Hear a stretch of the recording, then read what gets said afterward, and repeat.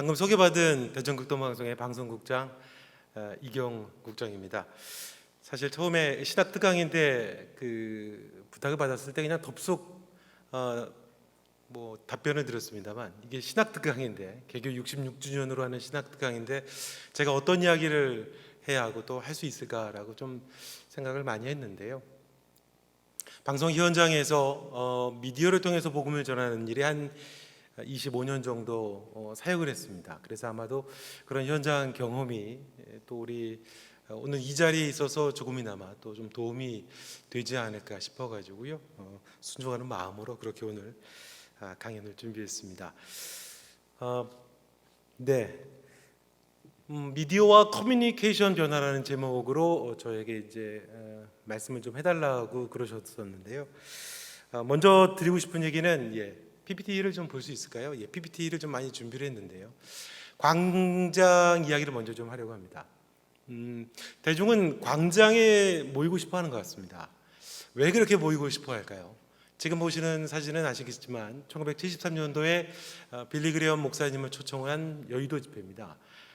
5월 30일부터 열렸던 행사에서 하루에 120만까지 모였고, 연인원 다 합치면 한 320만 명이 넘었던 메모드급 행사였습니다. 물론 그 당시에 한국 교회는 부흥에 정말 이제 가도를 달리기 시작을 할 때였었고, 한국 교회에 대한 대중의 관심이나 또 사랑도 많았던 때였죠. 그래도 120만이 한 자리에 모인다는 것은 전 세계 역사에 있어서도 흔치 않은 일이고, 우리 한국 교회가 갖고 있는 큰 아마 자부심 중에 하나이지 않을까 싶습니다.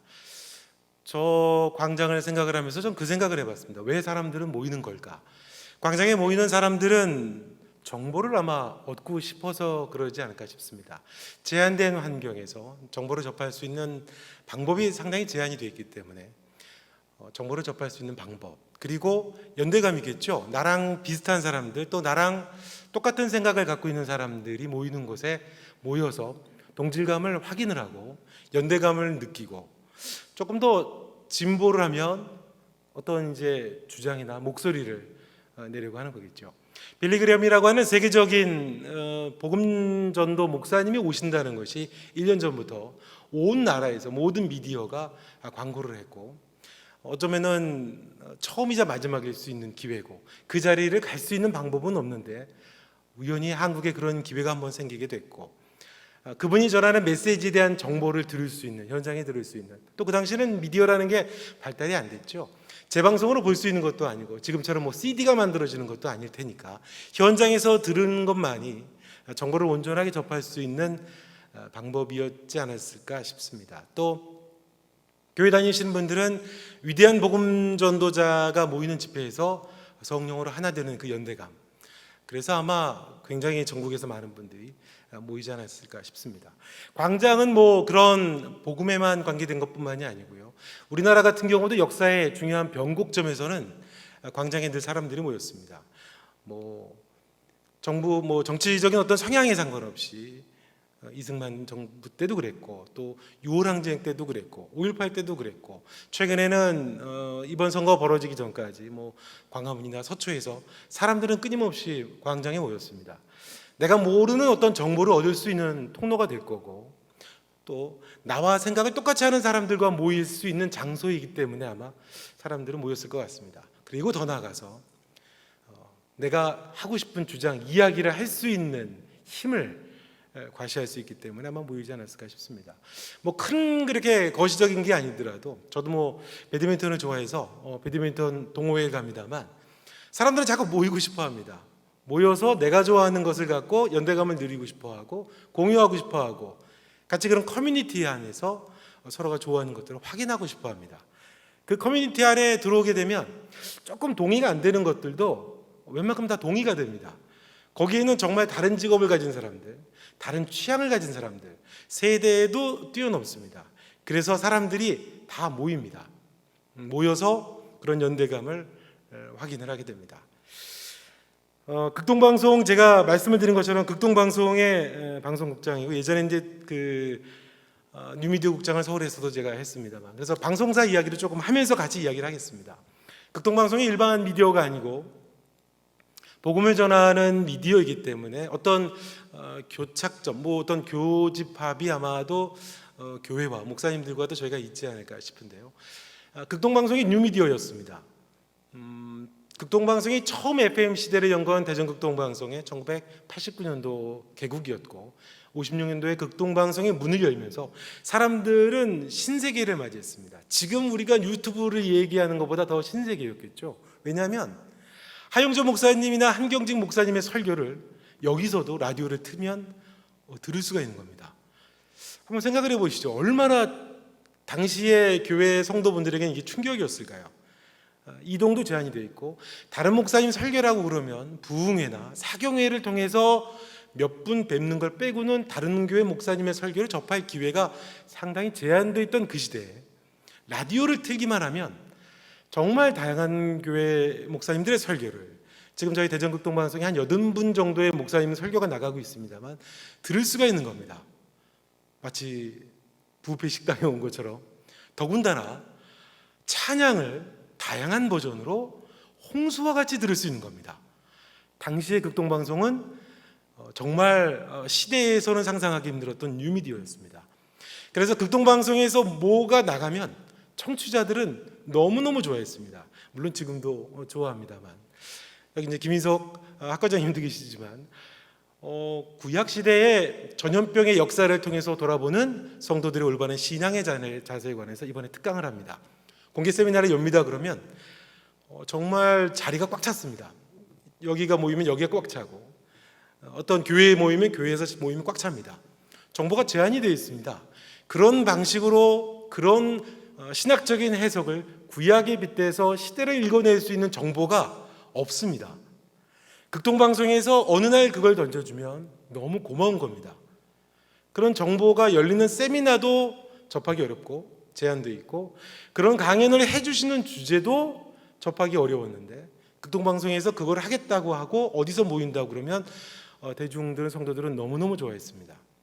자녀 문제 때문에 힘들어하시는 분들도 신앙이라는 맥락 안에서 오십니다. 가정에 여러 가지 아픔을 겪고 있는 분도 신앙이라는 맥락 안에서 나하고 직접적인 연관성은 없어도 그 집회에 은혜 받으러 모이십니다. 그래서 극동방송에서 무슨 행사를 하게 되면 늘 자리가 꽉 찹니다. 정보는 늘 제한이 되어 있고 사람들이 어떤 유대감과 연대감을 가지고 모일 수 있는 공간이 많지 않은데 극동방송이 언제나 거기에 지금 코로나 바이러스가 매개체를 찾아 돌아다니듯이 극동방송이 매개가 되주었기 때문에 사람들은 늘 모였습니다. 그래서 어떤 정말 좋아하는 가수가 있습니다. 시와 그림의 항해자가 너무 좋습니다. 그 가수를 극동방송에서 만나서 소개하고 콘서트를 열어주면 사람들은 그 제한되어 있던 정보, 노래로만 들었던, CD로만 들었던 그분을 직접 현장에서 만난다는 것 때문에 바글바글 모여듭니다. 콘서트를 하면 바글바글 모여듭니다. 예전에 어떤 그 이영표 선수와 저희가 모여서 그런 집회를 했었을 때는 무슨 일이 있었냐면 교회 문을 부수려고 그랬습니다. 이대로 돌아갈 수 없다. 저번에 간증을 들을 수 있는 기회인데 그래서 문을 부시고 들어오려고 막 그러기도 했었습니다. 극동방송이 그런 시대 뉴미디어였고 또 극동방송이 그런 미디어의 광장이었었습니다. 물론 지금도 역시 극동방송은 순수한 복음방송으로 24시간 방송을 전하는 미디어의 광장 역할을 하고 있습니다. 자, 그러면 커뮤니케이션 변화 그리고 미디어에 관한 얘기를 말씀을 드리는데 자, 뉴미디어 시대가 왔습니다. 우리가 늘 많이 듣는 말이죠. 유튜브 시대가 왔습니다. 유튜브를 이야기한다기보다는 뉴미디어를 이야기하는 게 맞을 것 같습니다. 커뮤니케이션하고 유튜브하고 대체 뭔 관계가 있나? 뭐 들으시면서 동의하실 수도 있지만 또 뭐 동의 안 하실 수도 있겠습니다만 뉴미디어를 대표하는 가장 큰 매체, 그러니까 할아버지도 이야기하는 매체의 대표 주자는 유튜브입니다. 뒤에서도 말씀을 드리겠습니다만 우리 저기 그 김인석 교수님도 조금 전에 말씀하셨지만 아마 그 수업을 하는 교수님들은 머리가 희끗하신 분부터 젊은 분까지 무조건 뭘 하셔야 되냐면 올해 영상을 만드셔야 됐습니다. 그리고 유튜브에 다 올리셔야 됐습니다. 그러니까 유튜브라고 하는 것이 우리 뉴미디어 시대의 대세입니다. 아마 유튜브가 얼마나 우리 시대에 절대적인가라고 하는 건 아마 여러분께서 많이 들어서 아마 잘 아실 것 같습니다. 유튜브 재벌이라는 말도 나오죠. 아이가 유튜브 나와서 복염 TV라고 하는 경우는 100억 빌딩을 올렸다는 얘기도 막 누구는 그게 맞냐 틀리냐 진위를 떠나서 그런 얘기도 하고요. 사람들은 유튜브 안에서 콘텐츠를 만들고 유튜브 안에서 많은 사람들이 커뮤니티를 형성을 해가고 모든 사람이 유튜브를 이야기하고 있습니다. 여기 계시는 많은 분들도 아마 상당한 양의 정보는 아마 유튜브를 통해 접할 거고요.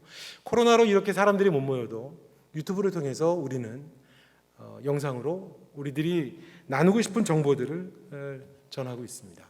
뒤에 가서 말씀을 드리겠습니다만 단적으로 하나 딱 정리를 한다라고 그러면 메신저와 피메신저가 붕괴되는, 조금 과장된 표현으로 하면 좀 역사적인 순간을 우리는 살고 있지 않은가 싶습니다. 처음에 광장을 보여드렸었을 때 빌리 그레이엄 목사님이 서 있고 그 앞에 120만 있었습니다만 그렇게 제한된 비대칭이 되어 있던 정보를 갖고 있던 누군가가 메시지를 전하고, 피메신저는 그게 나와 직접적인 관계가 있고 없고를 떠나서 얻기 어려운 정보라고 하면 대중은 피메신저로서 기꺼이 메신저의 이야기를 일방적으로 듣는 시대였었다면 유튜브는 그런 개념을, 뉴미디어는 그런 개념을 없애는, 파괴라는 표현보다는 그런 새로운 패러다임으로 우리를 이끌어가는 것 같습니다. 메신저와 피메신저의 이분법적인 사고에 익숙해 있던 우리, 제가 이제 교회라고 얘기하기는 좀 어렵습니다만 제가 극동방송에 있으니까 저희도 메신저입니다. 저희가 주는 메시지를 청취자들은 듣고 그렇구나라고 듣죠. 저희가 전하는 메시지를 듣고 그래 내가 그거 들으려고 계속 내가 지금 듣고 있었지, 이건 아니었거든요. 그러니까 저희 입장에서 볼 때, 메신저인 저희 극동방송 입장에서 왔었을 때 메신저와 피메신저의 경계와 구분이 사라져가는 것을 느낍니다. 뒤에 말씀을 드리겠습니다만 이거는 이제 아젠다 선점이라고 하는 굉장히 강력했던 힘을 포기해야 된다는 의미가 아닐까 싶은데요. 유튜브 현상 다 잘 아시니까 눈으로만 대충 지나가면서 보시면 될 것 같습니다. 10대가 월 42시간 이용한다고 하죠. 2019년 자료입니다. 50대가 21시간, 좀 신기하죠. 50대가 많이 이용하는 이유는 상대적으로 시간이 많아서 그렇답니다. 30대, 40대는 한참 일을 할 때고 50대는 조금 이제 관리자층들이 되니까 시간이 많아서 50대의 유튜브 소비가 연령별로 치면 10대, 20대 다음으로 많다고 얘기하죠. 한 달에 총 사용 시간을 460억 분이라고 합니다. 감이 좀 안 옵니다. 근데 이제 우리가 카카오톡을 많이 쓰는데 카카오톡을 한 달에 쓰는 게 22억 분입니다. 그러면 조금 감이 좀 오죠. 카톡 안 쓰는 분들은 없는데 카톡이 20억 분인데 유튜브가 490억 분입니다. 조금 더 유튜브 얘기하면 1분에 500시간의 영상이 쏟아집니다. 지금 제가 그 강연을 시작을 하고 15분이 지났습니다. 15분이 지나고 15분 곱하기 500시간을 해야 되겠죠. 1분마다 500시간의 영상이 쏟아진다라고 이야기합니다. 그러니까 하루에 88년어치의 영상을, 그러니까 오늘 하루 나온 영상을 다 보려면 88년이 걸린다는 얘기입니다. 이게 좀 감이 좀 안 오는 숫자긴 합니다. 유튜브 얘기할 때 나오는 얘기 중에 하나는 레거시 미디어의 위기입니다. 레거시, 그러니까 올드 미디어죠.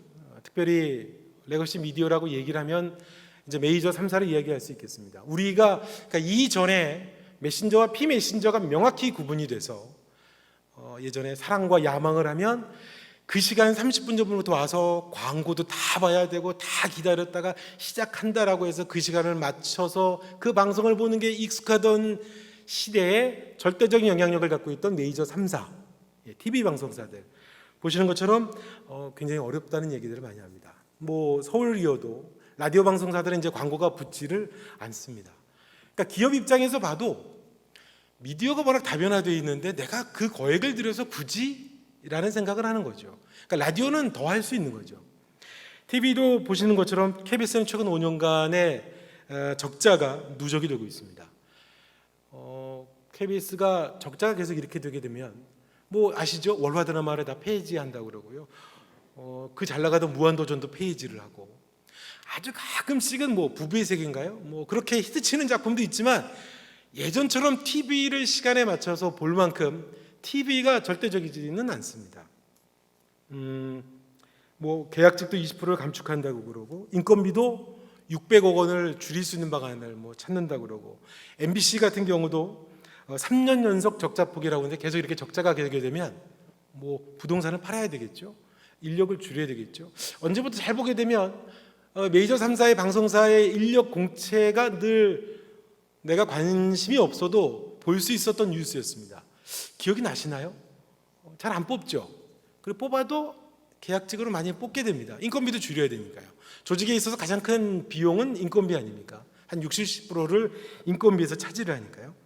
상업방송인 우리 SBS도 뭐 2019년부터는 적자로 돌아섰다는 이야기를 하게 됩니다. 시청률은 당연히 반토막 이상이죠. 예전에 사랑과 야망 아시죠? 그게 50%가 넘었습니다. 지금은 반토막이 뭔 말입니까? 뭐 한 3분의 1 토막 그렇게 됩니다. 당연히 광고 수익은 3년 연속 또 계속 적자이고, 그래서 방송사들은 중간 광고, 미국처럼 드라마를 하다가 갑자기 중간 광고를 들어가게 해달라 뭐 그런 이야기도 하지 않습니까? 최근에 많이 재밌었던 이야기, 뭐 제가 보면서 신기했던 거는 개콘 폐지에 있었을 때였습니다. 아마 개그 콘서트가 폐지가 됐을 때, 예전에 기억나십니까? MBC나 SBS에서 개그 프로그램 폐지가 되면 출연자들이 데모를 했습니다. 기억나시나요? 띠를 두르고 방송사 앞에서 항의 시위를 하고 막 그랬습니다. 자신들이 설 수 있는 플랫폼이 메이저 방송사 이외에는 없습니다. 그러니까 굶어야 되는 겁니다. 근데 개그 콘서트가 폐지가 됐을 때 표현이 정확할지 모르겠습니다. 예전에 비하면 좀 나이브하지 않나요? 그냥 개그 콘서트는 왜 폐지가 된 걸까? 막 웃으면서 막 얘기하는 거는 봤지만 그렇게 심각하지가 않습니다. 왜 그러는 것 같으세요? 젊은 사람들은 이미 개그 콘서트를 보지 않고 개그 콘서트에서는 존재감이 없던 무명 개그맨들이 유튜브에서 너무나 재밌게 하는 거를 즐겨보기 때문에 그렇습니다. 굳이 so what? 개그 콘서트를 굳이 해도 so what? 뭐 출연료도 뭐 그렇고 콘텐츠를 만드는 것에 있어서도 굉장히 제약이 되어 있는데 아쉽기는 하지만 so what? 플랫폼은 메신저와 피메신저를 명확하게 구분짓던 시대가 이제 더 이상 아니기 때문에 아쉬울 게 없습니다. 그런 얘기 하죠. 기존 젊은 층들이 레거시 미디어를, TV를 많이 안 보죠. 거실에 가족들이 모이는 경우는 이제 흔치 않습니다. 없죠. 가족들이 거실에 모여서 뭔가를 보기 위해서 기다리는 시대는 이제 갔습니다. 그리고 또 아까 50대 새로운 미디어에 접하는 50대 이야기 했습니다만 기성세대 역시도 레거시 미디어라고 하는 게 내가 TV 보는 방식에 관한 얘기냐라고 생각하시는 거는 아니죠. 레거시 미디어, 그렇게 커뮤니케이션하는 방식에 익숙했었던 어떤 현상, 상황의 변화를 빗대서 레거시 미디어를 말씀을 드리는 겁니다. 기성세대도 이탈이 됩니다. 왜 이탈이 될까요? 기성세대의 관심은 뉴스죠. 뉴스도 저도 가끔 이제 뉴스를 보면 적응 안 되는 게 뭐냐면 10꼭지가 올라옵니다. 메인으로 코로나 미국 사태가 나왔습니다. 미국에서 데모 현장 뉴스가 나왔습니다. 그리고 경제 증시가 어렵다는 얘기가 나왔습니다. 부동산 대책 뉴스가 나왔습니다. 뭔가 좀 어색한 게 있지 않아요? 저는 부동산에 관심이 없습니다. 또 예를 들어서 어느 지역에서 무슨 문제가, 햄버거 병이 발생이 돼가지고 아이들이 큰 위기가 됐다는 얘기가 뉴스 6꼭지째 나왔습니다. 저는 그거 관심 없습니다. 저는 그거보다 미국에서 벌어지고 있는 교회 차별금지법으로 인해서 박해받고 있다는 뭐 어떤 이 내용에 관심이 더 있습니다. 근데 예전에는 내가 좋아하는 어떤 뉴스가 걸리면 다행이고요. 아니면 봐야 됩니다. 메신저가 주는 거를 어떤 저에게 선택권은 없습니다. 더 웃긴 건 다른 방송사들도 그 꼭지를 거의 비슷합니다. 그러니까 따라가야 됩니다. 선택권은 저한테 없습니다. 근데 지금은 그렇게 뉴스 보나요? 여기 계신 이제 분들 중에서는 이제 아마 그런 분들 계시겠지만, 물론 제가 지금 말씀드리는 거는 제로 투 베이스에서 모든 것이 완전한 단절에서 완전한 시작을 말하는 건 물론 아닙니다. 스마트폰이 나와도 삐삐를 쓰던 분들은 여전히 있었습니다만, 흐름이라는 게 뭐 완전하게 단절이 돼서 새로운 것으로 완전히 전이가 되는 거, 전환이 되는 것은 물론 아닙니다. 하지만 흐름이라는 거하고 어떤 것으로 대세가 되어가고 서서히 그렇게 변화가 되고 커뮤니케이션이 바뀌어가는가에 관한 이야기로 보시면 좋을 것 같습니다. 그래서 TV 방송도 보시면 아시겠지만 방식이 유튜브랑 제작하는 방식이 되게 비슷해져 가고 있습니다. 심지어는 유튜브에서 만들어놨던 것 중에 인기가 있는 것이 TV로 넘어옵니다. 그렇죠. TV가 몸부림을 하는 겁니다. 이거 어떻게 해야지 사람들이 보는 거야? 라고 몸부림을 하는 거죠. 그러면 또 하나 들죠. 갖고 있었던 절대적인 어떤 힘에 있어서 대중이 싫어가 아니고 뭐 그것도 좋긴 하지만 옮기는 겁니다. 그런 거죠. 그래 나 그건 안 먹을게 뭐 이런 겁니다. 없는 겁니다. 사람이 광장에 없는 겁니다. 자기들이 만들어 놓은 그 광장에 사람들이 없는 겁니다. 유튜브에 있어서 가장 큰 의미 중에 하나는 제가 볼 때 그러니까 뉴미디어라고 하는 우리 시대 미디어의 변화의 가장 큰 중요한 의미 중에 하나는 정보의 비대칭인 것 같습니다. 정보 얘기를 자꾸 드렸습니다만 교육과 지식을 다루는 채널, 각 분야의 전문가들이 지식과 경험을 바탕으로 운영하는 전문성 있는 채널들이 굉장히 많아지고 있습니다. 유튜브를 통해서 우주 물리학을 공부했어요. 공부하는 법에 관해서 유튜브 쳐보십시오. 다 나옵니다. 뭐 유튜브를 굳이 안 가더라도 칸 아카데미라고 아시죠? 빌 게이츠가 그렇게 칭찬을 했던 무료로 아이들에게 수학을 가르쳐주는 칸 아카데미가 익숙합니다. 정보의 비대칭이 큰 영역들이 있죠. 법률가는 아무나 할 수 있는 게 아닙니다. 변호사나 법무사도 그렇고요. 건강에 관한 정보. 제가 보고 있는 뉴욕에 있는 어떤 그 내과 의사가 하는 유튜브를 너무 정보가 좋아요. 뉴욕 현지에서 문제가 났었을 때도 그분의 브리핑이 너무 좋고 그리고 일반인이 접하기 굉장히 힘들었던 내용들을 굉장히 쉽게 제공을 해줍니다. 그분뿐이겠습니까? 바다의 모래와 같이 1분에 500시간의 영상이 쏟아지고 있습니다. 언어가 다른 얘기입니다만 언어가 동시통역에 관한 문제가 구글은 결국 언어를 정복하는 게 궁극의 목적이라고 그러죠. 동시통역에 관한 문제가 해결되면 어떨 것 같으세요? 1시간에 1분에 500시간의 영상을 언어의 제약 없이 모두가 다 소비할 수 있는 시대가 된다는 의미. 그러니까 건강이든 법률이든 저희가 이제 교회에 관한 거니까 어떤 신학적인 주제에 있어서든 조금 더 저는 예배학이나 교회학은 전 잘 모릅니다만 이것도 어떤 정보라는 측면에서 접근을 하게 되면 저희가 66주 전으로 이 패러다임을 하고 있습니다만 여기가 아니면 이거를 들을 수 없는 시대가 아니다라고 하는 것, 그것이 기존의 미디어에 익숙하던 분들과 새로운 커뮤니케이션에 익숙한 분들과에 있어서 기존에 있었던 분들이 따라가야 될 굉장히 큰 숙제가 아닌가 그런 생각을 해보게 됩니다. 정보의 비대칭 소멸 아까 말씀을 드렸습니다만 물론 이제 그런 걱정들을 하시죠. 초연결적인 사회 뒤에 말씀을 드리겠습니다만 정보가 공유가 되고 그 정보를 따라서 제가 배드민턴 좋아하는 것처럼 커뮤니티가 형성이 되면 초연결 사회가 되는 거죠. 그런 얘기를 합니다.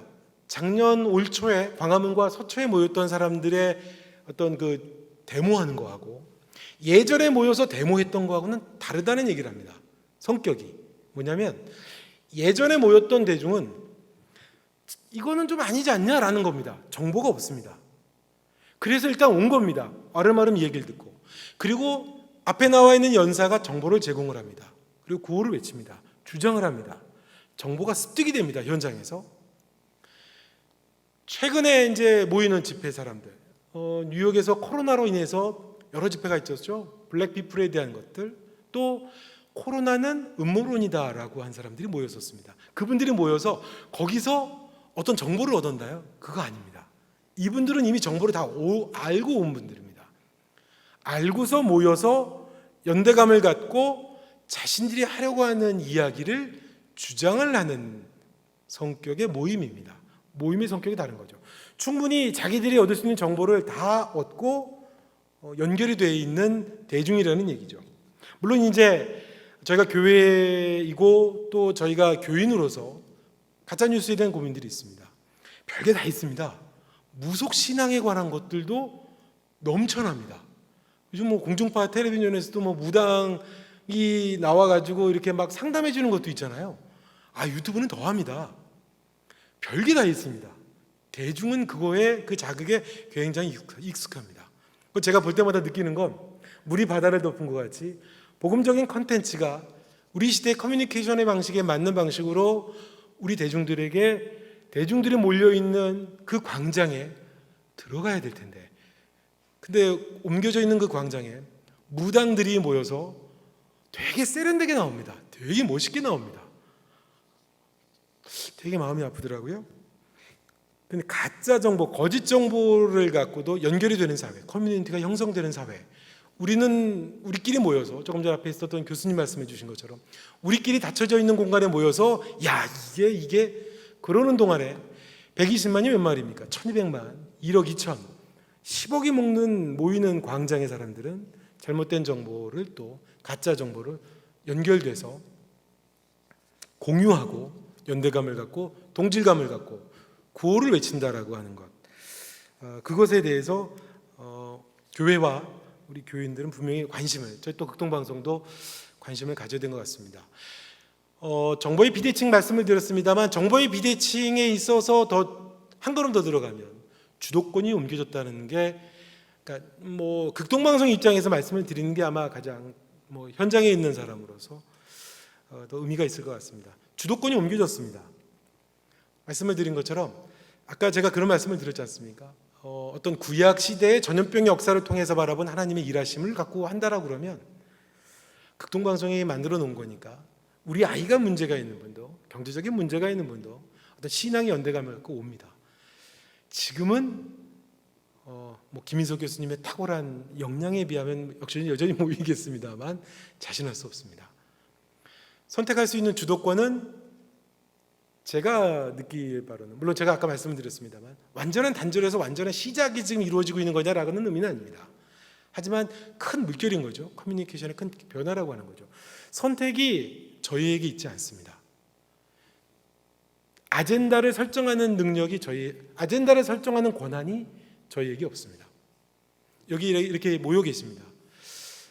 정보가 제약이 돼 있고, 그래서 여기서 각자가 굉장히 다른 방식의 삶의 문제에 고민을 갖고 있어도 제한되어 있는 정보에 있어서는 오늘 여기서 신학적인 포럼에 관해서 구약을 어떻게 읽을 것인가 이야기를 하겠습니다. 그러면 듣습니다. 지금은요, 그걸 제가 왜 듣습니까? 저하고 관계가 없으면, 내게 직접적인 관계가 있고 내게 정말 니즈에 맞는 것이 아니라면 제가 거기에 왜 있습니까?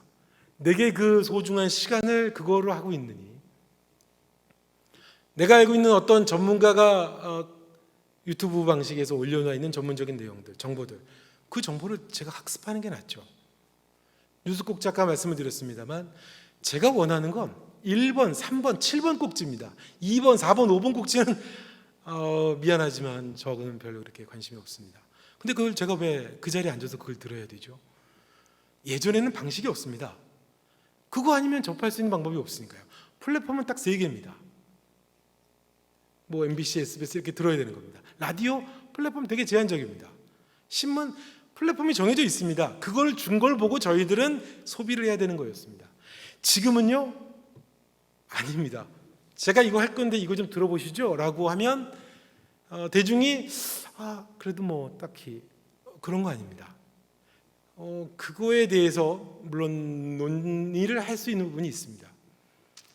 하지만 미디어를 만들고 저희도 마찬가지로 메신저와 피메신저로 구분이 돼서 메시지를 전하는 방송사 입장에서, 또 아까 레거시 미디어의 위기를 말씀드렸던 것처럼 레거시 미디어들이 갖는 위기의 고민이 뭘까요? 개그 콘서트 말씀드렸습니다. 그 고민이 뭘까요? 개그 콘서트도 코너가 10개 있습니다. 내가 좋아하는 코너 2개입니다. 그 2개를 보겠다 8개를 누가 봅니까? 지금 세대는, 지금의 삶의 방식이 익숙한 분들은 굳이 내가 그거를 봐야 되나 하는 거죠. 주도권이 아젠다를 설정을 해서 아젠다를 제시를 하면 그거를 따라와야 되는 주도권이 저희에게 그렇게 예전처럼 강력하지가 않습니다. 권한이 저희에게 그렇게 있지 않습니다. 저는 하영조 목사님 너무 좋아요. 하영조 목사님 설교를 듣고 싶습니다. 저희 방송사에 70개의 목사님의 설교가 나가는데 처음 들어보신 분이에요. 그리고 좀 어려워요, 설교가. 근데 그 시간에 제가 30분을 들어야 돼요. 그게 익숙지가 않은 겁니다, 지금은. 더군다나 뒤에 말씀을 드리겠습니다만, 커뮤니티 측면에서 제가 잘 아는 김 집사님이 저한테 카톡을 보내옵니다. 우리 가정 경제 문제로 되게 힘든데 이 간사님이 얘기하는 이 재정에 관한 이 강의 한번 들어봐. 맞춤으로 카톡으로 보내줍니다. 카톡 얼마나 잘 돼 있어요. 카톡은 경부고속도로 아닙니까? 그걸 보죠. 이 목사님 설교 너무 힘들어요. 그거를 위해서 제가 라디오를 들으면서 그 시간을 기다려야 돼요. 왜요? 그 시간에 들을 게 너무 많아요. 그리고 그분 좋아하는 그분 카테고리별로 컨텐츠가요, 오늘 하루 다 들어도 못 듣습니다. 찬양이요? 제가 정말 좋아하는 찬양만 모아서 들어도 하루 다 못 듣습니다. 근데 극동방송이든 어떤 플랫폼에서 제공하는 일방적인 방식의 그들이 설정해 놓은 아젠다를 일방적으로 수동적으로 듣는 이런, 이게 이분법적으로 갈라져 있는 방식으로 익숙지가 않습니다. 여전히 많은 성도들은 익숙하죠. 하지만 분명히 그런 소통을 하는 커뮤니케이션은 옮겨가고 있습니다. 뒤에 말씀을 드리겠습니다만, 제가 볼 때는 코로나도 그 원흉인 것 같습니다. 원흉이라는 표현보다는 좀 더 긍정적으로 기회를 우리에게 만들어준 것 같습니다. 유튜브 생존 전략의 키워드라고 해서 많이 도는 얘기입니다. 시간이 많지가 않네요. 이거 45분에 다 할 수 있을까 했는데 시간이 빨리 가서, 이거는 아마 이런 방식의 유튜브 생존 전략이라는 말은 조금 더 쉽게 직접적으로 얘기하면 어떻게 구독자들하고 커뮤니케이션을 할 건가, 어떻게 해야 살아남냐라고 하는 키워드입니다. 우리 시대에 소통하는 방식입니다. 상호작용 커뮤니티 검색 가능하도록 지속적이어야 되고 협업을 해야 됩니다. 잘 보시면 커뮤니케이션의 중요한 단어들은 다 들어가 있죠. 시간이 조금 짧으니까 넘어가겠습니다. 기업 얘기도 조금 해보고, 이것도 조금, 여기도 할 얘기가 사실은 상당히 많습니다만 기업들도 몸부림을 합니다. 기업들도 간단하죠. 잘 나가는 플랫폼에서 정해져 있는 방식으로 메신저와 피메신저가 구분되어 있는 아젠다를 제공을 하면 무조건 따라오는 50% 찍는 그 방송에 광고 돈만 주면 되는 겁니다. 잘 만들고 또 유명한 배우 한번 쓰면 되는 겁니다. 근데 지금은 그렇지가 않습니다. 기업들도 그러니까 힘들죠. 레거시 미디어들이 광고가 왜 안 붙겠습니까? 기업들이 안 가는 겁니다. 웃긴 얘기로 기업들이 자기들이 그냥 TV를 합니다. 아시죠? 삼성전자 뉴스룸을 만들고 두산중공업 뉴스룸을 만듭니다. 왜냐하면 플랫폼이 단절이 되어 있는 게, 플랫폼이 이제 비대칭이 아닙니다. 평등한 겁니다. 모두가 미디어가 된 시대입니다. 그러니까 내가 그냥 메신저가 되면 되는 겁니다. 기업이. 그러니까 얼마 전에 국민은행 그 스파이 나오는 광고 보셨나요? 시간 제약도 없습니다. 영화를 만들어 버립니다. 스파이가 도망을 가면서 은행에서 돈을 찾는 과정을 국민은행이 만들어낸 상품 프로그램들을 따라가면서 영화를 만들어 버린 겁니다. 시간 제약 없습니다. 20초? 그런 거 없습니다. 이게 너무 재밌습니다. 영화입니다, 영화. 그러니까 사람들이 막 재밌다고 봅니다. YTN 얘기만 갖고 제가 방송사에서 한 50분 정도 세미나를 했습니다만, YTN이라고 하는 것 여러분 어떻게 보시나요? 메이저가 아니죠. 유튜브 세계에서는 누가 메이저입니까? YTN입니다. 유튜브를 한번 보십시오. YTN 글자가 안 적혀 있는 뉴스가 없습니다. 한번 보셔보실 수 있나요? PPT요? 150만 개의 컨텐츠, 150만 구독자입니다. YTN 맨날에 컨텐츠가 47만 개입니다. 상상이 안 가시죠? 50만 개. 5년이면요 1년에 10만 개입니다. 10개월로 치면 한 달에 10,000개입니다. 한 달에 10,000개 컨텐츠면 하루에 100개가 넘는 컨텐츠가 올라간다는 얘기입니다. 27억 뷰입니다. YTN 것만 본 게 27억 뷰입니다. YTN에 보면은 그냥 일반 시청자들이 막 올리는 제보 영상들은 막 올립니다. 그러니까 거기가 일반 시청자들의 광장입니다. 막 자기 것들을 올립니다. 고프로라고 하는 회사는 이거 아시죠? 위에다 카메라 이렇게 달아놓고 막 자전거 타기도 하고 이런 액션캠 같은 만드는 고프로. 그 회사는 광장입니다.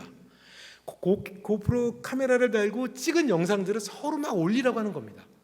나 이번에 나온 뭘로 찍었는데 어떻게 찍은 거고 어떤 걸 찍은 거야라고 광장에서 놀게 만듭니다. 어떤 느낌 드세요? 야, 나 고프로 저거 사야겠다. 저거 괜찮은데. 아젠다를 제시하는 게 없습니다. 메신저, 피메신저 그런 게 없습니다. 그냥 소통입니다. 커뮤니티를 만들어준 겁니다. 광장을 만들어준 겁니다. 그런데 모두가 다 그런 건 아닙니다. 여기에 대해서 사실 좀 제가 참 안타깝기도 하고 할 얘기가 좀 많습니다. 교회에 대해서도요. 많은 기업들이 사실은 실패하고 있습니다. 이유는 뭘까요? 간단하게 말씀을 드리면 유튜브가 대세래, 유튜브에 이겁니다. 플랫폼을 굉장히 쉽게 접근을 하는 겁니다. 이 얘기 들으니까 바로 이해되는 거, 적용되는 거 있지 않으신가요? 유튜브가 대세래, 우리 예배 그냥 중계해. 많은 기업들이 사실은 다 성공하는 건 아닙니다. 어떻게 소통을 하고 어떻게 사람들 앞에서 바이럴이 되게 할 것이냐, 사람들이 이 영상을 카톡으로 막 공유하고 재밌다고 와 대박 이렇게 하면서 이거를 퍼뜨리고 커뮤니티에서 이게 올라가게 하고 이거 소통하게 할 거냐, 이건 또 다른 문제거든요. 플랫폼은 아주 기본적인 베이스를 깔아준 거죠. 플랫폼에다 무조건 올린다는 게 답이 아닙니다. 참 죄송한 말씀입니다만 100만 명이 모이던 여의도 광장에서 이런 신학 특강이 만약에 열린다라 그러면 정보가 제한되어 있는 시대에 있어서 여기는 정말 새로운 거를 접할 수 있는 자리가 될 겁니다. 물론 제가 말씀드리는 것처럼 의미가 있다 없다 뭐 이런 문제는 아닙니다. 방식은 1+1이죠. 그것을 하면서 어떻게 하면 조금 더 그런 광장에 우리가 나갈 거냐라고 하는 고민을 말씀을 드리는 겁니다. 긴 시간, 일방적인 방식의 메시지, 그로 인한 거리감, 이것들이 이제 기업들이 굉장히 플랫폼을 아날로그적으로 아이패드를 샀습니다. 너무 좋습니다. 그 아이패드를 갖고 조금 과장되게 표현을 드리면 라면 받침대로 쓰는 거죠. 그러니까 유튜브를 하면 되는 거야 이제. 그러니까 이 얘기를 제가 왜 말씀을 드리냐면 유튜브 얘기들을 저희하고 와서 많이들 말씀을 하세요. 이제 안타까운 게 늘 있습니다. 야, 그럼 이제 우리도 유튜브 하는 거네. 중계해. 죄송한 표현입니다만 오히려 더 반발감을 갖습니다. 소통하고 그런 방식에 들어가는 것에 대해서 대중이 내가 제시하는 방식이었으니까 너희들은 이제 공감할 차례인 거 아니야? 라고 하는 방식은 아니라는 거죠. 아까 말씀을 드렸지 않습니까? 메신저와 피메신저는 없습니다. 정보는 비대칭입니다. 조금 뒤에 말씀을 드리겠습니다만 정보를 접한다라고 하는 의미가 뭘까요? 정보가 비교가 되는 겁니다. 내가 이제 여기 계시는 우리 조상영 목사님 교회만 갈 수 있는 시대가 이제 안 됐다라고 하는 게 뭐 장점이 될 수도 있지만 또 단점이 될 수도 있는 뭐 그런 시대겠죠. 비교가 된다라는 겁니다. 간접 비교. 정보가 비대칭이었던 정보가 평준화가 됐다라고 하는 것. 그게 아마 많은 아날로그적인 방식으로 접근을 하고 있는 기존의 미디어나 기존 방식의 메신저들이 갖고 있는 부딪히는 어려움과 한계가 아닐까 싶은데요. 코비드 얘기를 좀 해야겠죠. 코비드를 보면서 저는 딱 몇 개가 떠오른 게 뭐냐면 강화된 학습입니다. 써 있습니다만 여기 학교 교수님들도 영상 안 만들어 보신 분 없을 겁니다. 유튜브 안 해본 분들 없습니다. 이 학습이 예전에는 코비드가 오기 전에는 선택적으로 천천히 확산됐다면 지금은 이 코로나로 인해서 그런 게 어디 있습니까? 강제입니다. 고기도 먹어본 사람이 먹는다고 다 해본 겁니다. 저희 방송사에 오는 정년 4년을 남기신 목사님이 저한테 하시는 말씀이 코로나 이전에까지 코로나 초기 때만 해도 그거 지금 저한테 뭐라고 하시냐면 카메라 뭐 사야 돼? 야, 한번 찍어봤어. 야, 이거 해야 되겠더라. 목사님이 정년이 얼마 아니야. 상관없이 해야 되겠더라. 그러면 조명은 뭘로 사야 돼? 나 뭘 해야 돼? 물어보시더라고요. 학습이 강화가 됩니다. 포스트 코로나라고 그 답을 안 붙인 거는 저는 옳다고 봅니다. 포스트 코로나라고 하는 담론이 우리 사회에 많습니다. 포스트 코로나라고 하는 건 좀 이른 거 아닌가요? 우리는 코로나의 폭풍의 한가운데 있는 거지 코로나가 끝난 이유에 대한 얘기를 하는 게 아닙니다. 많은 의료보건 하시는 분들이 얘기하지 않습니까? 1차, 2차, 3차에 전염병은 오게 돼 있다. 여름은 바이러스가 이렇게 떨어지니까 몸이 면역력이 올라가니까 잠복되어 있다가 우리 가을 겨울에는 원래 환절기라고 해서 감기 많이 걸리지 않습니까? 그래서 스페인 독감 때도 가을 겨울에 뭐 수천만 명이 사망을 한 2차 팬데믹이 그때 왔다는 얘기를 하면서 그때가 똑같다고 얘기하지 않습니까? 2차 얘기를 많이 하지 않습니까? 그러면 포스트 코로나는 아니죠. 그럼 무슨 생각을 할 수 있을까요? 우리는 더 강화된 이런 커뮤니케이션 방식을 더 학습할 확률이 많다는 거죠. 그러니까 우리 메신저인 분들이 아니고요, 피메신저로 익숙했던 분들이 정말 자기가 습득할 수 있는 정보를 굉장히 익숙한 방법으로 학습을 할 수 있는 시간이 앞으로도 더 펼쳐질 거고, 뭐 그게 얼마나 더 어떤 방식으로까지 기업들도 그런 방식에 살아남는다고 그러면 더 강화된 방식으로 진행이 되겠죠. 아까 저기 교수님께서 말씀해 주셨습니다만 1학기 때 한번 영상 강의를 해보니까 2학기 때는 조금 수월할 것 같다고 말씀을 주셨거든요. 맞습니다. 대전국동방송 유튜브를 합니다. 처음에는 되게 호기심이 어렸지만 지금은 당연하게 생각합니다. 당연하게 생각을 하고요. 요르단에 있는 분도 저희 유튜브 들어와서 대전극동 보고요. 미국인도 와가지고 영어로 저희 거 봅니다. 되게 신기하죠. 스페인 분이 들어와가지고요. 스페인 말을 쓰면서 저희 방송을 봅니다. 처음에 저희가 되게 신기했습니다. 시간 지나니까 어떨 것 같으세요? 익숙합니다. 아르헨티나에 있는 분도 뭐 그게 뭔 상관이야. 유튜브로 그냥 보는 건데 심지어 언어가 통역이 되는 거 아닙니까? 그게 익숙한 겁니다. 그러니까 저희도 익숙하게 방송을 하게 됩니다. 이런 언택트 방식이 우리에게 굉장히 익숙해진다라고 하는 거죠. 예, 시간이 많지가 않는데요. 그래서 몇 가지 중요한 얘기만 좀 정리하고 지나가면요. 섬이 되는 거죠. 일방 메시지의 방식은 그게 뭐야라는 게 아닙니다. 섬이 되는 겁니다. 써 있는 것처럼 대중과의 상호 교감이 없고 전문성이 없는 일방적인 메시지는 결국 섬이 된다는 거죠. 또 하나는 정보가 비교가 됩니다. 아시죠? 우리나라의 9.17 대형교회 온라인 예배 때 동접자 수가 1000이 안 되는데 거리와 시간 때문에 갈 수 없었던 내가 늘 사모했던 그 교회, 간혹 들었던 그 교회 목사님은 이제 모두가 다 오케이가 되어 있는 마당이니까 그 교회는요 예배가 됐는데 10만 명이 입국합니다. 동접이. 정보가 비교가 됩니다. 이 목사님 설교, 이 목사님 설교, 이 강의, 이 강의, 우리 방송, 이 방송, 이 방송, 이 찬송, 이 음악, 이 음악, 정보가 비교가 됩니다. 싫어요라는 게 아닙니다. 그것도 좋은데 나 짜장면도 좋지만 난 탕수육이 더 좋으니까 가는 겁니다. 그냥 정보가 비교가 되면 무슨 일이 결국 벌어지는 겁니까? 예, 섬이 되는 겁니다. 레거시 미디어도 그렇게 섬이 돼가는 거에 대한 위기감이죠. 개그 콘서트가 그렇게 폐지되는 것도 섬이 되기 때문에. 섬에 누가 아무도 없는데 뭐 땅 파서 방송 만들 수는 없는 거 아닙니까? 메시지 전달 패러다임 시프트라는 제목을 달아가지고요 몇 가지 조금 정리를 드리면 아젠다 독점은 확실히 좀 사라지는 것 같습니다. 저희가 방송을 하면서 느끼는 대목입니다. 플랫폼 문제가 해결이 됐습니다. 모두가 TV가 되고 모두가 라디오가 되고 모두가 미디어가 되는 세상이 됐습니다.